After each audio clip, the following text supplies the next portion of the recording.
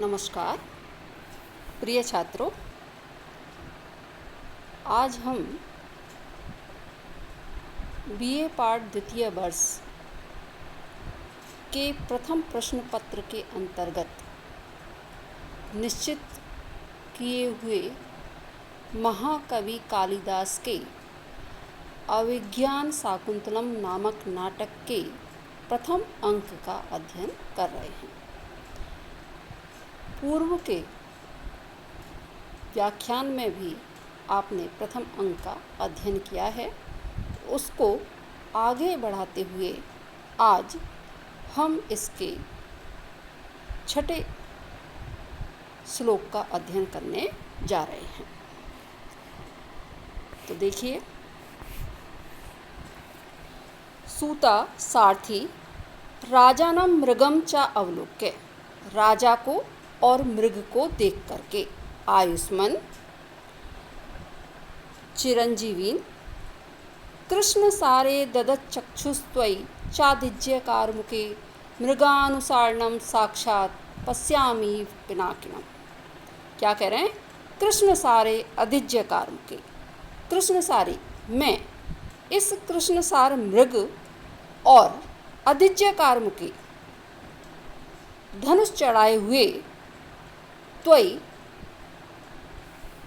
आप पर जब ददत चक्षुष दृष्टिपात करके मृगानुसारणम मृग का पीछा करते हुए साक्षात पिनाकिनम पश्यामि, साक्षात शिव को ही मानो देख रहा हूँ। सारथी जो है राजा दुष्यंत हिरण का पीछा करते हुए धनुष संधान किए हुए उसके पीछे पीछे रथ पर जा रहे हैं। सारथी उनको और आगे दौड़ते हुए हिरण पर जब दृष्टि डालते हैं तो उनको ऐसा लगता है मानो कि साक्षात शिव ही उनके सम्मुख विद्यमान है। इसमें एक पौराणिक कथा का उल्लेख है, जिसका उल्लेख हम अभी बाद में करेंगे। तो एक बार फिर से अर्थ देखिए इसका। कह रहे हैं कृष्ण सारे अदिज्यकार मुखे,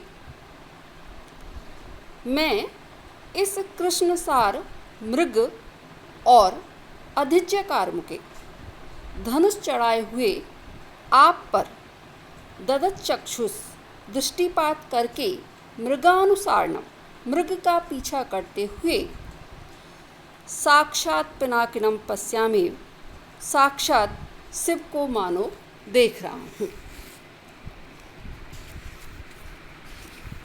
हाँ,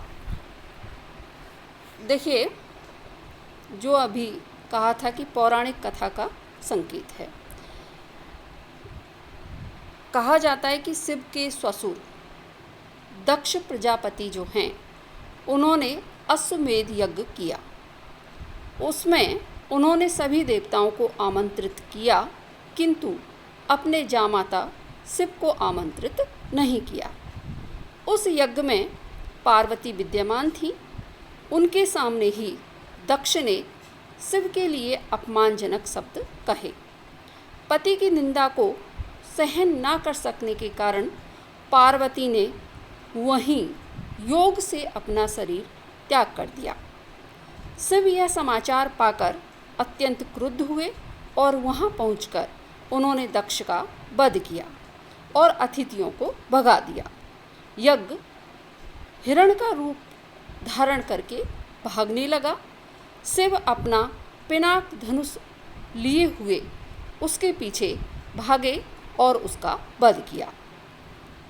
महाभारत के सौप्तिक पर्व 18 के अनुसार कथा इस प्रकार से कि देवताओं ने यज्ञ किया और उसमें उन्होंने शिव का भाग नहीं निकाला, अतः क्रुद्ध शिव ने मृग रूपधारी यज्ञ का वध किया।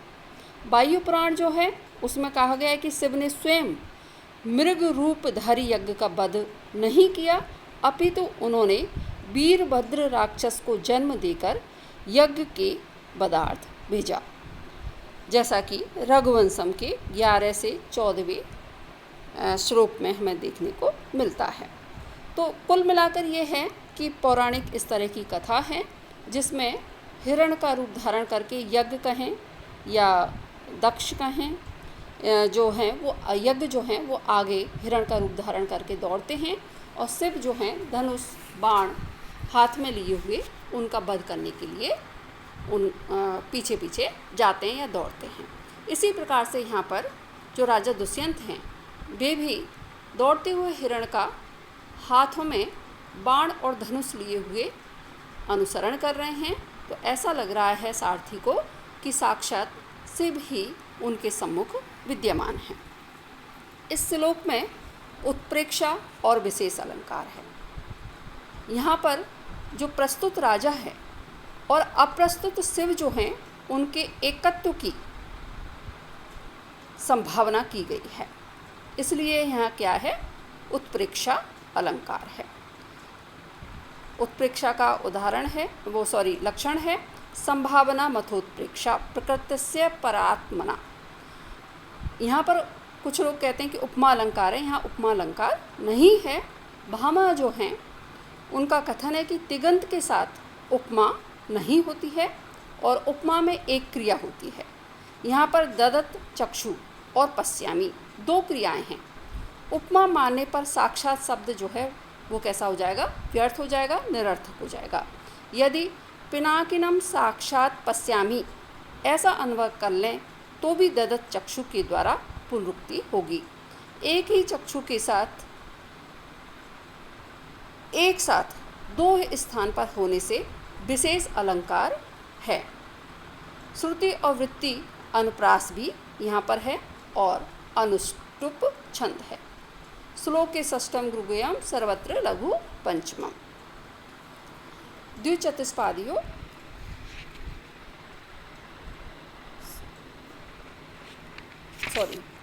श्लोक के षष्ठम गुरुगयम सर्वत्र लघु पंचमम, ये आपके अनुष्टुप छंद का उदाहरण है।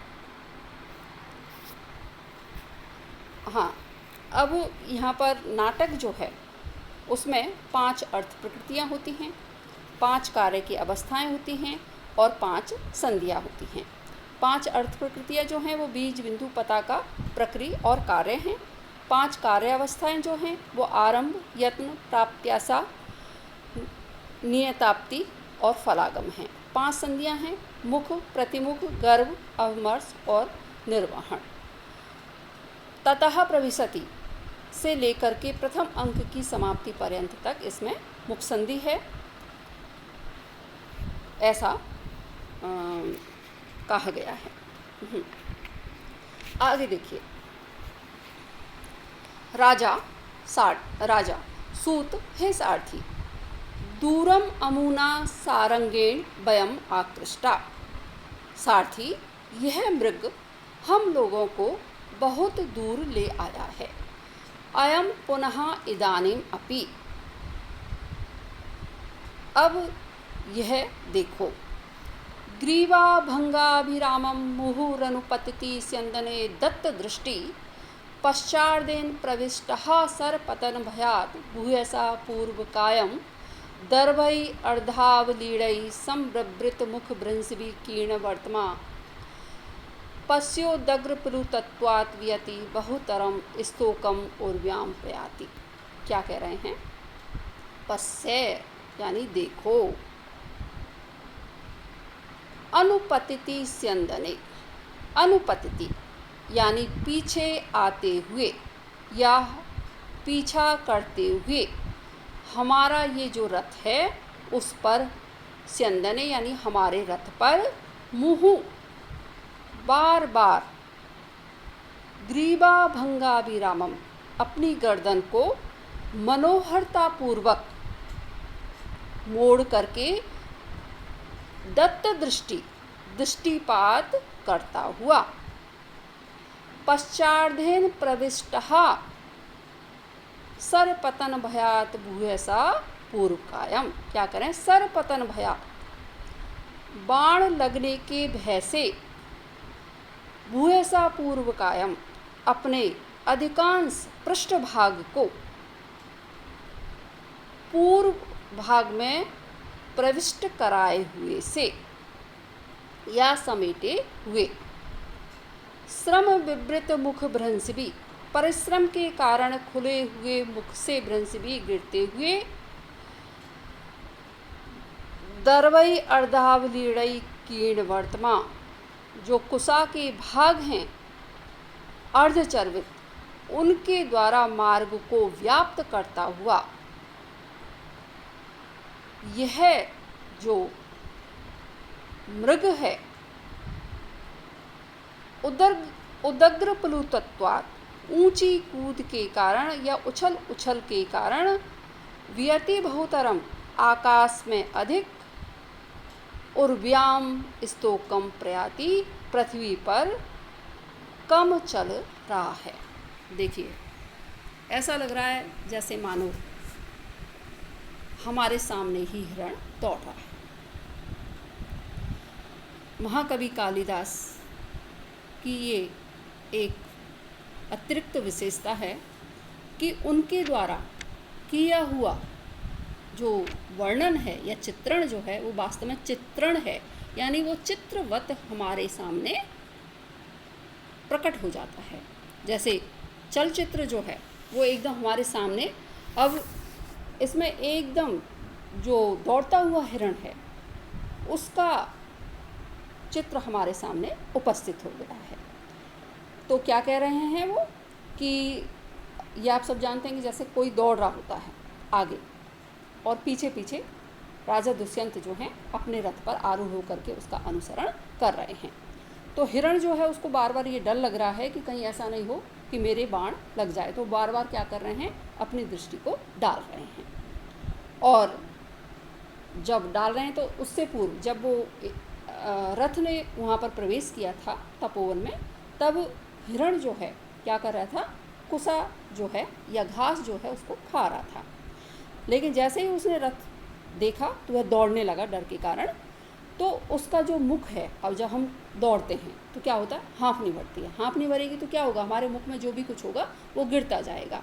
तो कह रहे हैं कि श्रम विवृत मुख भ्रंश भी, जो परिश्रम है उसके कारण उसका मुख जो है कैसा है, खुला हुआ है, और उससे जो आधे चबाए हुए क्या हैं, कुसा के भाग हैं, वो रास्ते में व्याप्त होते जा रहे हैं।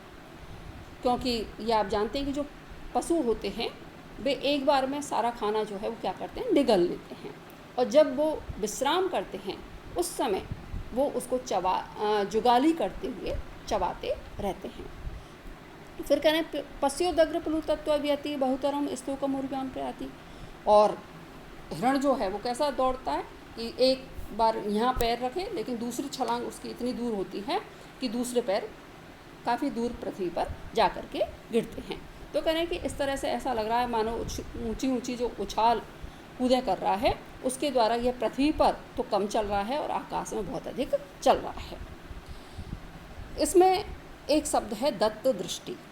बच्चों, आपकी पुस्तक में दत्त दृष्टि ना होकर के बद्ध दृष्टि होगा, लेकिन मुझे ऐसा लगता है कि यहाँ पर बद्ध दृष्टि ना होकर के दत्त दृष्टि पाठ ही सम्यक है। हो सकता है टीकाकार या टीका में बद्ध दृष्टि गलत टंकण हो गया है, क्योंकि आप विचार कीजिए, यदि कोई व्यक्ति दौड़ रहा है और उसके पीछे मान लीजिए चाहे राक्षस हों या उसको मारने वाले कोई भी उसके दौड़ रहे हों, तो क्या लगातार वह पीछे की ओर उनको देखता हुआ आगे दौड़ पाएगा? कदापि नहीं। ऐसी स्थिति में वह आगे आने वाले किसी से भी टकरा सकता है और गिर सकता है। लेकिन जब कोई व्यक्ति दौड़ता है तो वो पीछे की ओर दृष्टि बांध कर नहीं, दृष्टिपात कर सकता है, बार बार दृष्टि डाल सकता है। तो इसी तरह से हिरण है, हिरण जो है वो दौड़ रहा है और बार बार पीछे की ओर गर्दन को घुमा घुमा करके क्या कर रहा है, दृष्टि डाल रहा है कि रथ अब मेरे से कितना दूर है, और ऐसा लग रहा है कि मैं मतलब अपने सारे शरीर को अग्रभाग में ही समेट लूँ, कहीं मेरे पीछे आकर के जो बाण है वो मेरे शरीर में प्रवेश ना कर जाए। तो इसलिए मुझे यहाँ पर बद्ध दृष्टि की अपेक्षा दत्त दृष्टि शब्द ज़्यादा सम्यक प्रतीत होता है और मैंने इसी का प्रयोग यहाँ पर किया है। एक बार फिर से इसका अर्थ देखते हैं। ग्रीवा भंगा विरामम मुहुरनुपतति स्यंदने दत्त दृष्टि पश्चार्देन प्रविष्टः सर्पतन भयात् भूयसा पूर्व कायम। पश्य देखो, अनुपतिति स्यंदने अब पीछा करते हुए, स्यंदने हमारे रथ पर, मुँह बार बार, ग्रीवा भंगा विरामम गर्दन मोड़कर, अभिरामम मनोहर, दत्त दृष्टि दृष्टिपात करता हुआ, सरपतन भयात बाण लगने के भय से, भूयसा पश्चार्धेन पूर्व कायम प्रविष्टः अपने अधिकांश पृष्ठभाग को पूर्व भाग में समेटे हुए, श्रम विवृत मुख भ्रंशवी परिश्रम के कारण खुले हुए मुख से गिरे हुए, अर्धाव लीड़ई आधे चबाए हुए, दरभई जो कुसां हैं उनके द्वारा कीर्ण वर्तमा जिसका मार्ग व्याप्त हो रहा है, उदग्र प्लुतत्वात् ऊंची उछाल के कारण जो वियति बहुतरम आकाश में अधिक, उर्व्याम स्तोकम प्रयाति पृथ्वी पर कम चल रहा है। तो यहाँ पर जो महाकवि कालिदास हैं उन्होंने दौड़ते हुए, भय से ग्रसित दौड़ते हुए जो हिरण है उसका बड़ा ही मनोहारी चित्रात्मक वर्णन यहाँ पर किया है।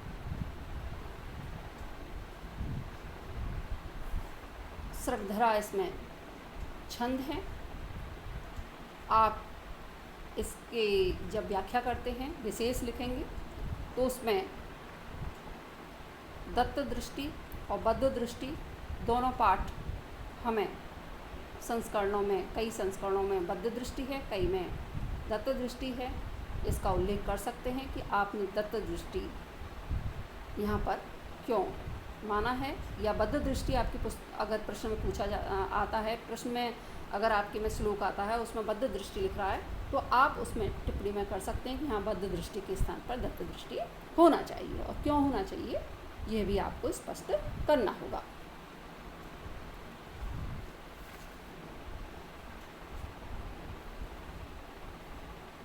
हाँ, काव्य प्रकाशकार जो हैं वो कहते हैं कि इस श्लोक में भयानक रस का उदाहरण के रूप में उनके द्वारा इसको लिया गया है। इसमें रसना काव्यलिंग, गुणोत्प्रेक्षा के अतिरिक्त, गुणोत्प्रेक्षा तो है ही, उसके अतिरिक्त रसना काव्यलिंग और स्वभावोक्ति अलंकार है। आगे देखिए, सूतः सारथी आयुष्मन उद्घातिनो भूमि इति मया रश्मि संयमनात् रथस्य मंदीकृतो वेगः। भूमि ऊंची नीची थी, अतः मैंने लगाम खींचकर रथ का वेग मंद कर दिया था। ऊंची नीची भूमि पर आप एकदम दौड़ नहीं सकते हैं, रथ पलट सकता था, इसलिए जो सारथी हैं उनके द्वारा उसकी गति को धीमी कर दिया जाता है। तेन मृग एस विप्र कृष्टांतरः समृता, अतएव यह मृग अति दूरवर्ती हो गया। संप्रति समदेश वर्तनः ते न दुरासदो भविष्यति।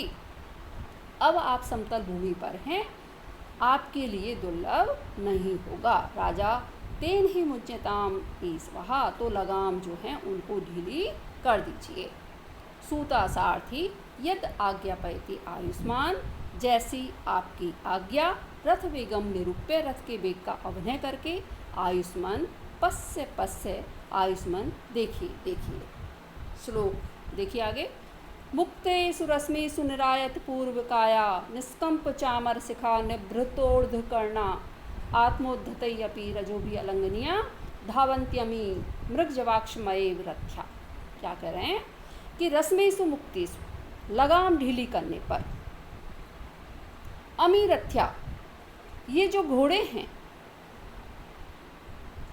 मृग जवाक्षमय, मानो मृग के वेग को न सहन करने के कारण, निरायत पूर्व काया, अपने शरीर के अग्रभाग को फैलाए हुए, निष्कंप चामर शिखा, सिर पर विद्यमान चमर या कलंगी जो है उसके निश्चल अग्रभाग से युक्त, निभृत ऊर्ध्वकर्णा, निश्चिष्ट कानों को ऊपर की ओर उठाए हुए, आत्मोद्धतै अपि रजोभी अलंघनीया, स्वयं अपने पैरों से उठाई हुई धूल से भी अलंघनीय होकर के धावंती दौड़ रहे हैं। इसमें रथ में जुते हुए जो घोड़े हैं, और रथ कैसा है, अति वेगवान है, उसमें जुते हुए जो घोड़े हैं वो किस तरह से प्रतीत हो रहे हैं, उसका बड़ा ही सहज, सुंदर और चित्रात्मक वर्णन हमें देखने को मिलता है। या जैसे ही राजा दुष्यंत सारथी को कहते हैं कि रथ की लगाम ढीली कर दीजिए, तब रथ की लगाम ढीली करने पर वो कह रहे हैं कि जो घोड़े हैं, ऐसा लग रहा है कि अमीरथ्या की ये घोड़े जो हैं, मानो जो हिरण है उसके वेग को सहन नहीं कर पा रहे हैं, इसलिए इनका आगे का भाग कैसा हो गया है, चौड़ा हो गया है। वैसे भी जो घोड़े हैं, रथ में जुते हुए घोड़े जो हैं, रथ के अग्रभाग उनके कंधों पर होता है, इसलिए वो आगे का भाग वैसे भी कैसा रहता है, फैला फैला सा दिखता है। तो यहाँ पर उत्प्रेक्षा की जा रही है, मानो मृग जो है, हिरण जो है, उसके वेग को ना सहन करने के कारण ऐसे प्रतीत हो रहे हैं कि मानो इनका अग्रभाग काफ़ी फैल गया है। दूसरी बात क्या कह रहे हैं कि अगर आप तेज़ गति से, हम कोई भी व्यक्ति दौड़ेगा या उसके हाथ में अगर हम ध्वजा लेकर के दौड़ते हैं, तो ध्वजा जो है अगर हम बहुत तीव्र गति से दौड़ रहे हैं तो जिस दिशा में है वो उसी दिशा में एक सी रही आएगी, तो उसमें कंपन नहीं होगा। इसी तरह से जो कलंगी, जो घोड़े होते हैं, उनके सिर पर यहाँ क्या होती है, कलंगी होती है। तो कह रहे हैं कि इतनी तेज़ गति से दौड़ रहे हैं कि उनके सिर की जो कलंगी है, चंवर जो है, वो कैसा हो रहा है, अग्रभाग उसका निश्चल हो रहा है, और जो कान हैं वो ऊपर की ओर उठे हुए होते हैं। तो ऐसा लग रहा है मानो निश्चिष्ट जो कान हैं उनको ऊपर उठाए हुए, और इतनी तेज़ गति से दौड़ रहे हैं कि यदि आप देखिए, जैसे मान लीजिए आप बहुत तेज़ गति से दौड़ रहे हैं, तो आपने एक पैर रखा, दूसरा पैर उठाया, तो आपके पैर जहाँ पर आपने रखा उस जगह की जो धूली है वह उठेगी ऊपर, तो आप तो उस समय तक आगे बढ़ चुके होंगे, तो वह धूली, ऊपर उठी हुई जो धूली है वह आपको स्पर्श नहीं करेगी, बल्कि जो पीछे से आने वाला व्यक्ति है उसको स्पर्श करेगी। तो कह रहे हैं कि ये इतनी तेज़ गति से दौड़ रहे हैं कि अपने द्वारा उठाई हुई जो धूल है उसके द्वारा भी अलंघनीय, यानी वह इनको स्पर्श नहीं कर रही है। जब तक कि ये धूली ऊपर उठती है तब तक ये आगे बढ़ जाते हैं।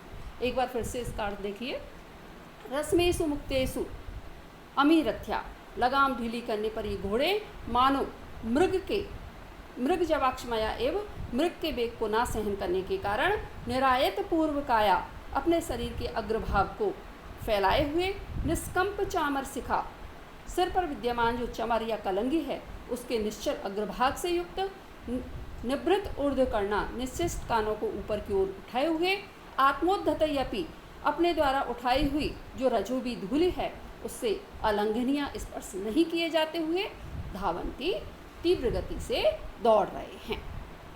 बड़ा ही सुंदर और चित्रात्मक वर्णन दौड़ते हुए जो रथ है उसमें जुते हुए घोड़ों का। निरूप्य यहाँ जो शब्द आया है उसका अर्थ है नाट्य करके या अभिनय द्वारा प्रदर्शित करके। यहाँ इसका अर्थ देखकर नहीं है। नि धन रूप धन ऋच धन ल्यप, इसी धातु से रूपक या नाटक शब्द बना है। आगे भी इसके कई प्रयोग हमें देखने को मिलेंगे, जैसे भ्रमरबाधाम रूपयति, श्रृंगार लज्जाम रूपयति, तो वहाँ पर इसका अर्थ है अभिनय द्वारा प्रदर्शित करके।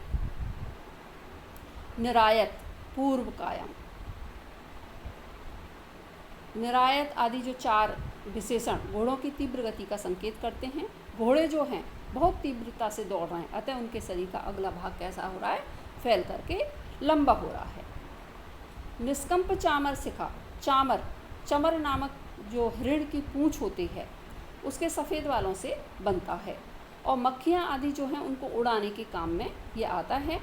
यह राज चिन्हों में से एक है और जो घोड़े हैं उनके सिर पर कलंगी के रूप में भी इसे लगाया जाता था। उसी का यहाँ पर ये वर्णन किया है। घोड़ों की तीव्र गति के कारण जो कलंगी है वो कैसी हो रही है, निश्चल सी हो रही है। निभृत ऊर्ध्व करना, घोड़ों के जो कान हैं वो भी कैसे थे, निश्चल थे, अपने कानों को ऊपर उठाए हुए थे। निभृत के कई अर्थ हैं, जैसे शांत, निर्जन, निश्चेष्ट, विनीत आदि। रजोबी अलंघनिया, घोड़े इतनी तीव्र गति से दौड़ रहे थे कि पैरों से उठी हुई जो धूल है वह उनके शरीर का स्पर्श नहीं कर रही थी। भास जो हैं, महाकवि भास जिन्होंने 13 नाटकों की रचना की है, उनके द्वारा भी इस तरह का वर्णन हमें देखने को मिलता है, जो कि आप स्वप्नवासवदत्तम में पूर्व में पढ़ चुके होंगे। ऐसा ही वर्णन हमें शिशुपाल वध जो है उसमें भी देखने को मिलता है। इस श्लोक में स्वभावोक्ति, हेतु उत्प्रेक्षा, वृत्ति अनुप्रास ये अलंकार हैं। प्रथम जो 3 पंक्ति हैं उनमें स्वभावोक्ति अलंकार भी है और अंतिम पद में हेतु उत्प्रेक्षा अलंकार है।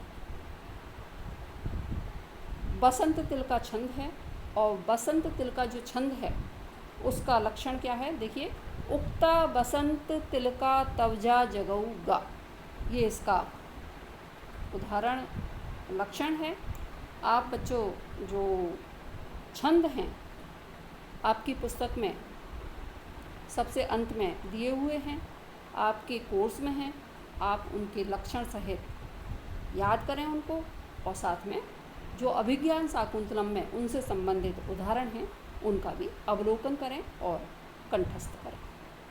आगे देखिए, राजा सत्यम, सत्य, अतीत हरितो हरिंस वर्तन्ते वाजिनः, सच है मेरे ये घोड़े सूर्य और इंद्र के घोड़ों को भी वेग में अतिक्रमण कर रहे हैं। तथाई, क्योंकि यदा लोके सूक्ष्मं व्रजति सहसा तद विपुलतां यद अद्धा विच्छिन्नं भवति कृत संधानम एव तत् प्रकृतिया यद वक्रम तदपि समरेखम नयनियो न मे दूरे किंचित क्षणम अपि न पार्श्वे रथ जवात। क्या कह रहे हैं, रथ जवात, रथ के वेग के कारण, यत आलोके सूक्ष्मम, जो वस्तु आलोके देखने में कैसी है, सूक्ष्मम बहुत छोटी दिखाई पड़ती थी, तत् सहसा विपुलताम व्रजति, वही वस्तु अचानक विशाल हो जाती है। यत अद्धा विच्छिन्नम, जो वस्तु वस्तुतः विच्छिन्नम विभक्त या टूटी हुई है, वही कृत संधानम इव भवति, जुड़ी हुई सी प्रतीत होती है। यत प्रकृत्या वक्रम, और जो वस्तु प्रकृति से कैसी है, वक्रम टेढ़ी है, तत् अपि नयनियो समरेखम, वह भी आँखों के लिए सीधी सी हो जाती है। क्षणम अपि किंचित न मे दूरे न पार्श्वे, क्षण भर के लिए कोई भी वस्तु ना मुझसे दूर है और ना ही पास है। ऐसा लग रहा है मानो हम यात्रा कर रहे हैं, किसी बस में, गाड़ी में, ट्रेन में। रथ में यात्रा तो शायद नहीं की, पर हाँ तांगे में यात्रा जरूर की है। तो आप सब जानते हैं कि देखिए, इस वर्णन को देख करके ऐसा लग रहा है कि जैसे महाकवि कालिदास जो हैं उन्होंने रथ यात्रा भली भांति की हुई थी। तो कह रहे हैं, जब आप किसी भी यात्रा करते हैं किसी भी साधन के माध्यम से, चाहे वह बस हो, चाहे ट्रेन हो, या अपनी स्वयं की कोई भी कार हो, तो तीव्र गति से जब बस जाती है तो आसपास के जो बाहर की जो प्रकृति है उसका अवलोकन कीजिए। तो देखिए, आप देखेंगे कि जो वस्तु हमें थोड़ी देर दूर दिखाई दे रही थी, दूर हमें कैसी दिखती है, वो छोटी सी दिखाई देती है, वही तुरंत कैसे आ जाती है, हमारे पास आ जाती है और बड़ी हो जाती है। तो यही वाली बात कह रहे हैं कि जो रथ है वह इतनी तीव्र गति से चल रहा है कि जो वस्तु हमें सूक्ष्म दिखाई देती है अचानक वही हमारे सामने बड़ी हो जाती है। और जो पहाड़ हैं वो बहुत बीच में कैसे होते हैं, अद्धा विच्छिन्न टूटे हुए हैं, ऐसे होते हैं पहाड़ ऊपर नीचे, लेकिन दूर से हमें वो कैसे लग रहे हैं, मानो जोड़ दिए गए हैं। उनका जो बीच का विभक्त भाग है, विभक्त भाग जो है वो हमें दिखाई नहीं देता, वो जुड़ा हुआ ही प्रतीत होता है। और इतनी तीव्र गति से दौड़ रहा है कि स्वाभाविक रूप से जो भी वस्तु वक्र है यानी टेढ़ी है, वह भी हमारे नेत्रों को कैसी लग रही है, समरेखम, समान दिखाई पड़ रही है। और क्षण भर के लिए कोई भी वस्तु ना तो मेरे से पास है और ना ही दूर है, क्योंकि इतनी तीव्र गति से जो दूर वस्तु है वह पास हो जाती है और पास वाली वस्तु जो है वो दूर हो जाती है। बड़ा ही सुंदर और मनोहर वर्णन यहाँ पर किया है रथ यात्रा का। रथ यात्रा के साथ या यात्रा करते हुए जो बाहर का दृश्य हमें दिखाई देता है। एक बार इसका अर्थ फिर से देख लीजिए। रथ जवात यत आलोक्य सूक्ष्मम, रथ के वेग के कारण जो वस्तु आलोक के देखने में हमें कैसी लगती है, सूक्ष्मम, छोटी दिखाई पड़ती है। तत् सहसा विपुलताम व्रजति, वही अचानक विशाल हो जाती है। यत अद्धा विच्छिन्नम, जो वस्तु बीच से विभक्त या टूटी हुई है, वही कृसंदानम विभक्ति, जोड़ी हुई प्रतीत होती है। यत प्रकृत्या वक्त्रम, और जो प्रकृति से स्वभाव से ही जो वस्तु कैसी है, टेढ़ी है, वह नयन यो समरेखम, नेत्रों को सीधा सा प्रतीत होती है। क्षणमपि किंचित नामे दूरे ना पार्श्वे, क्षण भर के लिए कोई भी वस्तु ना तो मेरे से दूर है और ना ही पास है। ये जो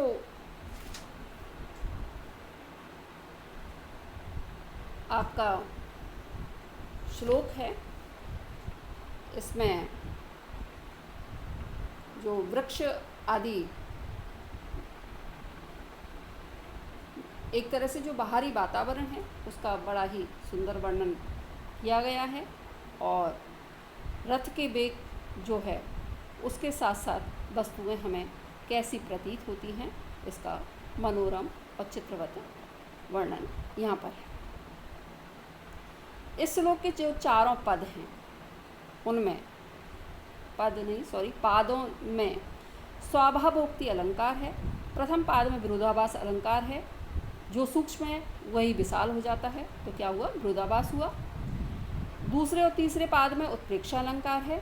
दूसरे पाद में इव का प्रयोग होने से वाच्योत्प्रेक्षा है और तीसरे पाद में इव का प्रयोग न होने से गम्योत्प्रेक्षा है। चतुर्थ पाद जो है उसमें यथा संख्या अलंकार है, क्योंकि प्रथम पाद में दूरस्थ का समीप आना वर्णित है और द्वितीय पाद में समीपस्थ का दूर होना, तदनुसार यहाँ ना दूरे ना पार से, इस तरह से कहा गया है। श्लोक में शिखरणी छंद है, उसका लक्षण है रसई रुद्रई छिन्ना यमन सबलगा शिखरणी।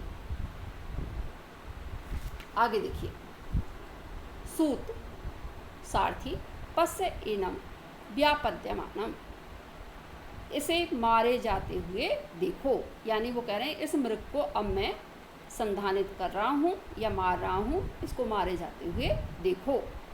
इति सरसंधानम नाट्यति, ऐसा कह करके राजा दुष्यंत जो हैं बाण चलाने का नाट्य करते हैं।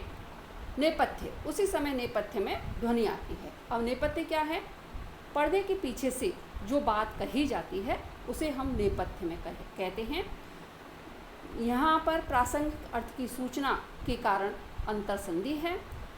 मात्र गुप्ताचार्य जो हैं उनका कथन है कि स्वप्नो दूतस लेखश नेपथ्य उक्ति तथे विचार आकाश वचनम चेती गया ही अंतर संत है। तो नेपथ्य में से क्या ध्वनि आती है, भो राजन, हे राजन, आश्रम मृगो अयम ना हंतव्यो ना हंतव्य, यह आश्रम का हिरण है इसलिए इसको नहीं मानना चाहिए, ये मानने योग्य नहीं है। राजन शब्द जो आया है, जो भरत मुनि हैं उनका कथन है कि ऋषि राजा को राजन कहें। राजन इति ऋषिवीर वाच्य, तो यहाँ पर इसलिए ऋषि जो हैं उनके द्वारा राजन शब्द का यहाँ पर उल्लेख किया गया है। सूता सारथी आकर्ण्य अवलोक्य च, सुन करके और अवलोक्य देख करके, आयुष्मान श्रीमन अस्य खलु ते बाण पथवर्तिनः कृष्ण सारस्य अंतरे तपस्विन उपस्थिता। आयुष्मान बाण की लक्ष्य के अंदर और इस मृग के मध्य में कोई ऋषि जो हैं या तपस्वी जो हैं उपस्थित हो गए हैं। राजा ससंभ्रमम घबराहट के साथ तेने प्रगृहताम बाजिनः, दो घोड़ों की लगाम रोकिए। जैसे ही सारथी जो हैं, राजा तो उसको शिकार के उसमें हैं, तो जो सारथी हैं वो देखते हैं कि शिकार और राजा के बीच में कौन आ गए हैं, एक तपस्वी आ गए हैं। तो वो कह रहे हैं कि आपके बीच में कौन आ गए हैं, तपस्वी आ गए। तो एकदम राजा घबरा जाते हैं और वो कहते हैं कि हे मतलब सारथी, तो आप इसके रथ जो है उनकी लगाम, घोड़ों की लगाम को रोक दीजिए। सूता सारथी तथा अच्छी बात है इति रथम स्थापिति, ऐसा कह करके रथ जो है उसको रोक देते हैं। ततः प्रविशति आत्मा तृतीयो वैखानस, तदनंतर जो वैखानस है उसका अन्य के साथ प्रवेश होता है। वैखानस जो हैं वो कह रहे हैं हस्तम उद्यम में हाथों को ऊपर उठा करके, राजन आश्रम मृगोयम न हंतव्य न हंतव्य, हे राजन ये आश्रम का मृग है, इसलिए आप इस पर सरसंधान मत कीजिए। आज इतना ही, धन्यवाद। शेष हम अगले व्याख्यान में